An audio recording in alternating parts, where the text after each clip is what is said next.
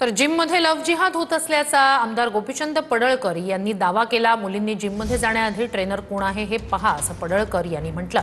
तर पडळकरांना हिंदूंना सल्ला देण्याची गरज नाही असं म्हणत संजय राऊतांनी प्रत्युत्तर दिलंय। मुलींना पण माझी विनंती आहे, तुमच्या पाया पडतो, हे इतकं मोठं षडयंत्र आहे, नीट समजून घ्या। तुम्ही बघा जिम मध्ये जाताना ट्रेनर कोण आहे बघा। आपल्या जर तरुण मुली जिम मध्ये जात असतील त्यांना समजावून सांगा, योगा करा घरात, तिकडे जिम कडे जायची आवश्यकता नाही। हे फसवतायत, हे तुमच्यावरती अन्याय करतायत। गोपीचंद पडळकर यांनी म्हटलेलं की हिंदू तरुणींनी जिम मध्ये जाऊ नये, जिम मधले कोच अनेकदा मुस्लिम असतात आणि त्यामुळे लव जिहाद होतात। तर गोपीचंद पडळकरला एखादी घटना काही माहिती झाली असेल त्याच्या आधारावर ते बोलले असतील। हिंदूंना सल्ले देण्याची गरज नाही